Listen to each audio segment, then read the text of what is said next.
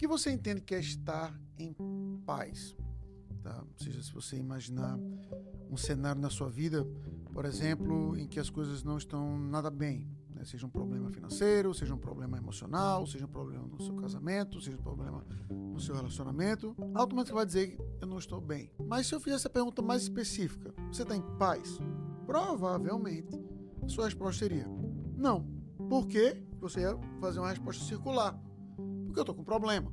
Então você já percebeu que você vincula, por muitas vezes, a sua paz à resolução do problema?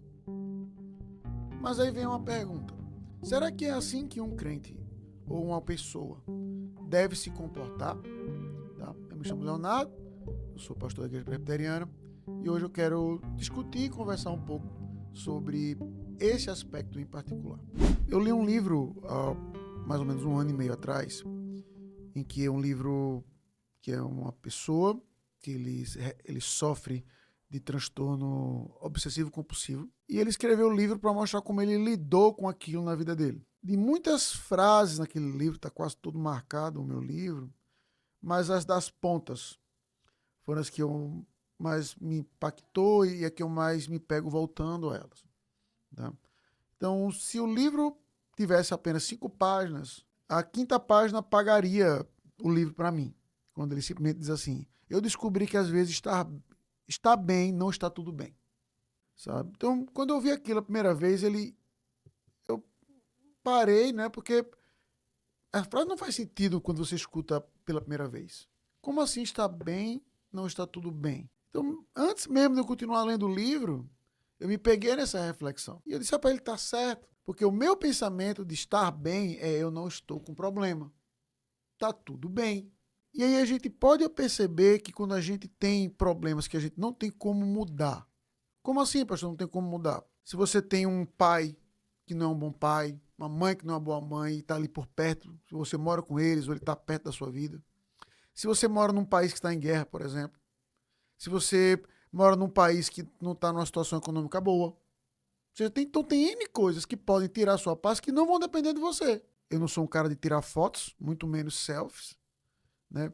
Mas toda vez que vai tirar foto agora em grupo, alguma coisa, sempre tem um cara que grita assim, cuidado com os símbolos para ninguém pegar você na rua. E eu digo, que foi isso? Aí eu fui ver, alguém me comentou que por causa de algumas fotos, acredito que no Instagram, foi confundido com gente de facções criminosas e, né, acabaram sendo alvejados. Eu disse, rapaz, então até para tirar foto agora a pessoa não está nem em paz. A pessoa tem que pensar para tirar uma foto para ver se existe um símbolo para aquilo. Isso não foi culpa sua, concorda? Então veja que a gente sempre vai ter coisas que vão estar roubando nossa paz. E a nossa tendência natural é fazer o quê? Pastor, eu só queria correr. Eu queria sumir. A vontade que eu tenho é de sumir. Puf. E aí você vê que isso até na própria cultura pop, isso é um tema recorrente, né? Naquela aventura, na natureza, você vê aquele cara, eu vou para a natureza, aí vai lá para o meio do mato, que eu tenho que se encontrar.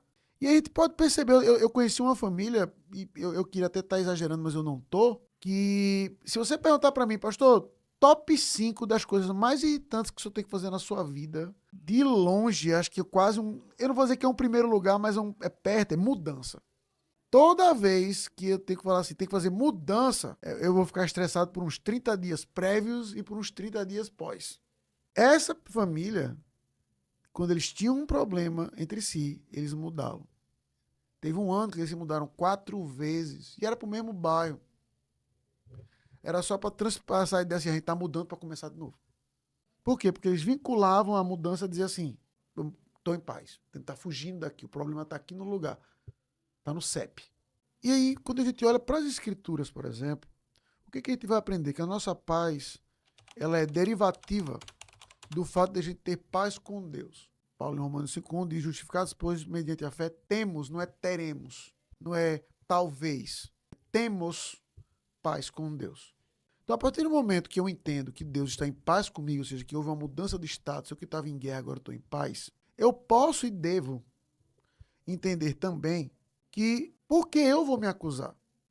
Se eu tenho um Deus que é justo, juiz, criador de todas as coisas, que sondamenta corações, esse Deus disse, Leonardo, eu estou em paz contigo. qual é o argumento, então, à luz disso, para dizer eu não estou bem comigo mesmo? Eu não estou em paz comigo mesmo? Qual é o meu critério de justiça? Vai ser maior do que o desse Deus? Ou para pegar o clichê popular, pastor, eu sei que Deus me perdoou, mas eu não me perdoo. Isso é uma maneira nada polida de você dizer que seu senso de justiça é maior do que Deus. Você coloca como se a paz de Deus fosse uma coisa barata, pequena. Ah, não, pastor, Deus está aí para todo mundo, Deus é Deus. Mas fulano. E para você ter paz com Deus foi necessário que ele desse o filho dele por você. Para que a gente possa aprender que a nossa paz não é por causa de situações, não é por causa de momentos, não é porque a gente está em guerra ou não, mas porque eu sei quem está comigo e eu sei o que ele pensa de mim. Ele está em paz comigo. Essa é a base para que eu tenha paz comigo mesmo. Essa é a base para que eu tenha paz com as pessoas ao redor. De vários exemplos que eu poderia dar na história das Escrituras, eu poderia pegar Jesus no barco, lá em Mateus 8, dormindo. Aí você vai dizer, pastor, Jesus não conta. Tudo bem, não é um argumento, mas tudo bem. Salmo 3. É um dos poucos salmos que a gente sabe o contexto em que o salmo foi escrito. Né? Aquelas letras em itálico em cima do versículo 1, você deve lê-la porque ela faz parte da Bíblia. E lá o salmo começa. Salmo de Davi quando fugia de Absalão, seu filho. E quando você vai ler a história de Davi fugindo de Absalão, ele se escondia em cavernas. Mas pega o cenário. Um filho que aplicou um golpe no pai, ou seja, uma narrativa bem brasileira, né? A gente que gosta tanto de golpe. Um filho que aplicou um golpe no pai e que agora quer acabar com ele. E Davi, ao invés de ir para a guerra, ele vai para uma caverna. E aí no Salmo 3, ele escreve um versículo que para esse contexto, um homem moderno vai dizer, Davi era doido. Em paz me deito e logo pego no sono. Eu e você não dormiríamos nesse contexto. A gente não dorme por menos. Basta ter um boleto atrasado, basta você saber que fulaninho não curtiu uma foto sua na internet, basta você saber que cicraninha comentou algo negativo sobre você, já perde o sono. Você perde o sono se o seu filho estiver doente. Você perde o sono antes de uma prova, antes de uma viagem. Imagine quando o seu próprio filho, que aplicou um golpe em você, agora quer acabar com você. Você não ia dormir, não. Aí Davi disse, me deito e logo pego no sono.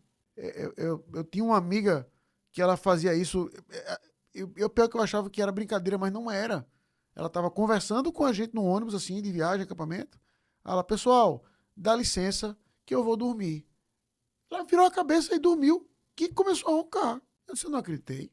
Se ela tá tirando onda com a gente. E ela não estava, de fato, ela virou e dormiu. Eu não consigo fazer isso até hoje, por mais em paz que eu esteja.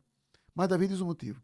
Em paz me deito, logo pego no sono, porque só tu, Senhor, me faz repousar em segurança. A paz dele não era baseada na circunstância, mas quem estava com ele ali naquela caverna. E quem estava com ele estava em paz com Davi.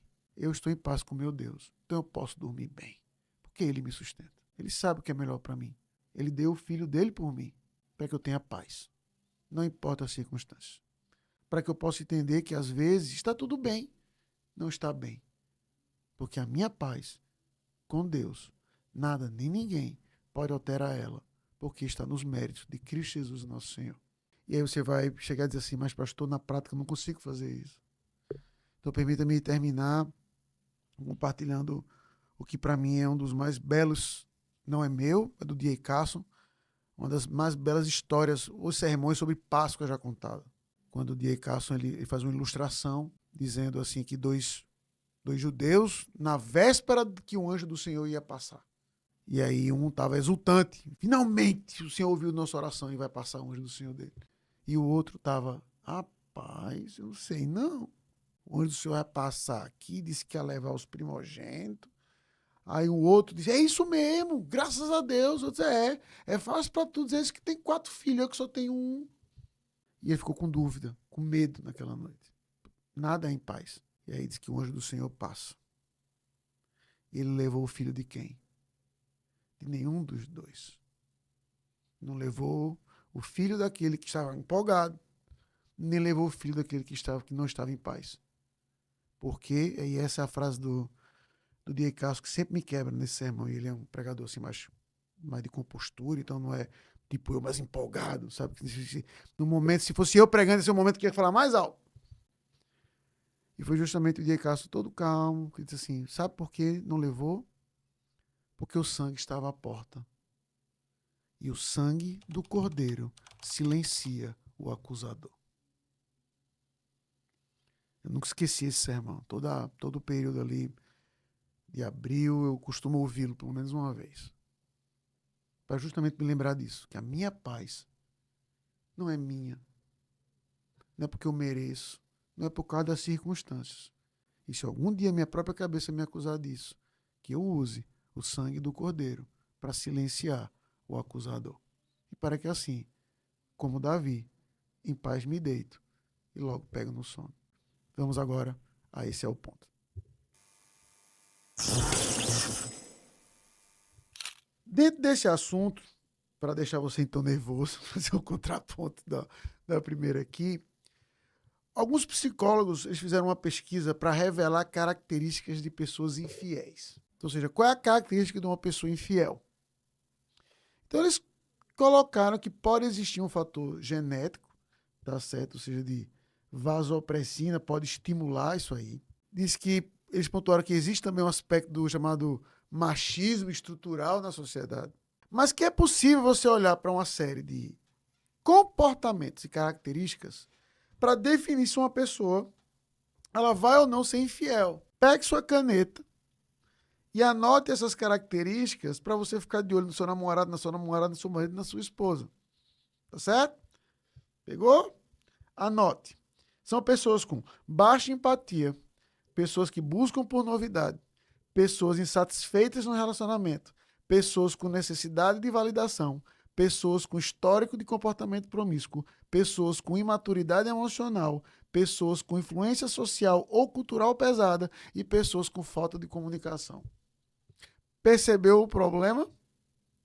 Que ele definiu todo ser humano que andou, anda e andará nessa terra que Deus criou. Em particular, em um ponto aqui, necessidade de validação. Seu filho já nasce perguntando se ele é bonito, se está bonito, se está certo. Né? Já reza a lenda, e aqui espero não estar sendo preconceituoso, né? Que as mulheres elas se arrumam para outras mulheres, não é para os homens. Eu comecei a perceber que isso é verdade numa situação. Foi quando eu nunca reparei em roupa de ninguém no casamento, a não ser que seja uma coisa esdrúxula. A não ser que seja tipo Bjork usando um cisne no Oscar como ela usou uma vez, eu nunca vou lembrar de uma roupa que qualquer mulher usou. Salvo esse caso. Mas as mulheres lembram, né?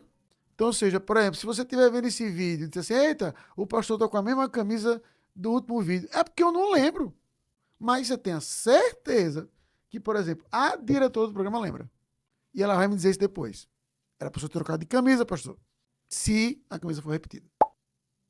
Então, se eu pegar só esse ponto, eu poderia fazer todo um comentário em cima. Mas a minha pergunta é assim. Se isso aqui descreve todo ser humano, ou então, se eu quisesse olhar agora para as mulheres, quando eu falo assim, que tem imaturidade emocional, aí as mulheres vão dizer, definiu todos os homens. E eu concordo parcialmente. Então, a pergunta é, se não tem como definir quem trai, por que a preocupação? Ah, pastor, porque ninguém gosta disso. Claro que não. Só que tem uma frase de C.S. Lewis que, para mim, ela fecha a conta. Quando ela fala assim, num mundo em que a honra não é estimulada ou prezada, me admira ver que as pessoas se assustam quando acontece traição. Ou seja, no mundo em que a gente quer só o que é pra gente, o que é melhor, para que eu me sinta em paz, por que eu ainda fico se existe assustado? Meu Deus, aconteceu uma traição. Com isso, eu estou dizendo que traição é normal sob hipótese alguma. É um pecado hediondo, concordo. Mas veja que você, olhando para esse perfil aqui, você percebeu o óbvio. Que isso é um estado de um coração caído, que não vai encontrar satisfação nele, não vai encontrar satisfação na esposa ou no marido, porque é um coração que não está satisfeito com Deus. Só que a gente quer olhar para isso, que a Bíblia vai explicar desse jeitinho que eu estou explicando, para dizer que são causas genéticas, causas naturais, causas sociais, menos a culpa na pessoa. Enquanto que a gente sempre tem que estar estimulando tendo a perspectiva do alto, por que eu não vou estar satisfeito com isso? Olha o quanto Deus me deu. Inclusive, se você qualificar dessa forma que eu estou qualificando aqui, quando você olhar para 2 Samuel 12, por exemplo, quando Deus confronta Davi com Natã, ele pontua exatamente por essa linha. Davi, se você tivesse me pedido outra esposa, eu te daria. Por que você foi lá e fez isso com a força do seu braço? Toda traição, em última análise, é uma insatisfação com Deus. É você tentando buscar paz em algo que não é Deus. Você não encontrou em você, não encontrou na sua esposa e não vai encontrar mesmo, não. Porque você não encontrou em Deus. Aí você quer procurar em outro homem ou outra mulher. Mas para a sociedade é fundamental dizer o quê? Tem que ter uma característica, tem que ter uma explicação. Que nada tem a ver com honra, que nada tem a ver com um coração caído. E enquanto a sociedade estiver pensando assim, a frase vai se aplicar. Não vai se estimular a honra, mas vamos ficar sempre surpresos com traição. Então, o que eu espero é que a gente, como cristãos nessa sociedade, possamos ser fiéis a Deus, acima de tudo, independente das circunstâncias. Para quê? Para que a gente seja fiel e leal aos nossos filhos, aos nossos cônjuges, aos nossos pares, aos nossos amigos. Percebe como a gente tem tentado mostrar aqui ao longo desses vídeos que toda a base do seu relacionamento ele é baseado no seu relacionamento com Deus? Você sempre vai procurar uma explicação, seja eu nasci assim ou porque eu tenho isso aqui. Ah, pronto, entendi porque eu traí minha mulher, porque eu tenho essas características aqui, ó. Não é isso. É o seu, é o meu coração, que só vai encontrar paz quando descansar no Senhor. E falando justamente em coisas efêmeras, há algum tempo você deve ter visto isso e já até recobrou-se financeiramente alguma parte, mas não deixa de ser algo incrível que aconteceu. Ou seja, que a gente viu um evento que, apesar de não ter tido tanto impacto assim aqui no Brasil, foi uma coisa bem geracional, quando você vai olhar para o número, que foi o quê? Há algum tempo você deve ter visto que uma inteligência artificial chamada DeepSeek, uma inteligência artificial chinesa, ela foi divulgada. Está aqui, uma nova IA. De forma muito leiga aqui, ela conseguia fazer basicamente o que as outras faziam com um processamento muito menor, de forma muito leiga aqui colocado. Então era muito mais barato desenvolvê-la. Com esse anúncio, em um dia, veja, não foi num período, não foi assim, em um mês, em um dia, tá certo? A Nasdaq, que é essa bolsa eletrônica norte-americana, saiu dela 1 trilhão com T de dólares dela. Para colocar em perspectiva, PIB do Brasil, ele é estimado em 2,174 trilhões de dólares. Então, em um dia, saiu, arredondando, né? Metade do PIB brasileiro. Vuft! Eu vi um vídeo esses dias que eu não posso, eu sei, se eu não comentei isso aqui, eu volto a mencionar dizendo isso. Eu parto de uma política que quase todo vídeo que eu vejo na internet eu assumo que é fake. Eu assumo que é falso. Ou que é uma montagem, ou que é fora de contexto. Eu vi um que eu disse assim, isso pode até ser paródia, mas é muito perto para o conforto. Que é o quê? O cara colocou assim um vídeo. Como nossas faculdades resolvem os problemas de alunos que lutam com problemas mentais.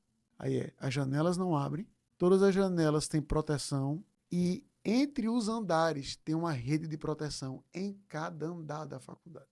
O cara filmou, só aqui. Aí, entre cada andar, lá em Recife tem um prédio que ele é conhecido por causa disso. Dentro de uma universidade. Qualquer semelhança com o fato do prédio ser o curso de filosofia não é mera coincidência. Porque quando a pessoa vê que em um dia sai metade de um Brasil por causa de um anúncio, o cara vai dizer, meu amigo, olha a efemeridade dessa vida. Há pouco tempo também tivemos, por exemplo, aqueles fogos na Califórnia, onde um monte de mansão de artistas e de outras pessoas também pegaram fogo. Eu nem consegui ver quanto estimado de pedra foi, mas deve passar da casa de bilhões. Mas nessa efemeridade da vida, eu vi uma cena que eu disse, não é possível. Em que uma casa, em que o fogo ia chegar e ia atingir. Você pode até pensar que ela foi esperta, mas e foi em certo grau. O que é que ela fez? Eu acredito que, na verdade, sim, eu não li quem fez isso, mas eu sou capaz de apostar que foi uma mulher. Ela pegou todas as suas porcelanas e botou na piscina. Então a foto era justamente das porcelanas na piscina. Então, a casa pegou fogo, mas as porcelanas ficaram em pé. Aí, quando eu vi aquilo, eu disse, beleza, minha senhora, você vai comer em que mesa? Ou você vai comer o quê? Com que teto? Só se for o teto daquela música. Era uma casa muito encantada, não tinha teto, não tinha nada.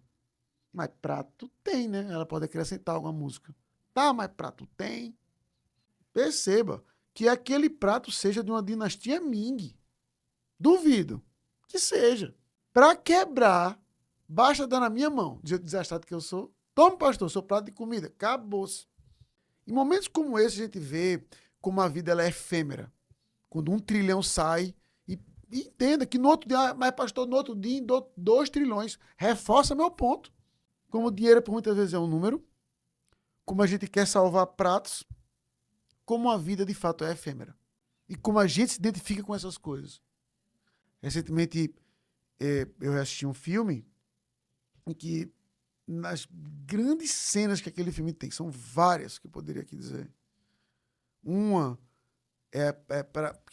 para mim que gosta de falar desse tipo de coisa, foi a que mais me marcou reassistindo ele. Foi quando o policial liga para ele e fala assim: você não tá levando a sério o fato de seu apartamento ter explodido, não? Aí ele fala assim: olha, eu acho que você que não tá me entendendo. E ele diz essa frase: eu era o meu apartamento. Então, para muitas pessoas que talvez tenham perdido dinheiro, para pessoas que perderam sua casa na Califórnia, e para gente que já perdeu coisas na vida também, a nossa tendência é entender assim: eu era aquilo. Minha vida estava lá, minha esperança estava lá. Tira isso, eu fico desesperado. E aí veja que justamente dentro de todo esse assunto, veja que como nossa paz ela é muito perto daquilo que a gente adora. Ou, na verdade, é uma consequência disso. A vida é muito efêmera, é muito curta, a gente quer botar valor em tantas coisas. A gente consegue até colocar um número como esse trilhão de dólares. Mas pode ser tirado facilmente de nós. Basta um anúncio, basta um fogo, basta um evento. A gente não pode buscar colocar a nossa paz em nada que não seja Cristo. A gente olhar para Ele. Porque mesmo que a gente perca tudo, paz eterna, vamos ter com Ele sempre. Vamos então ao De Volta pelo Futuro.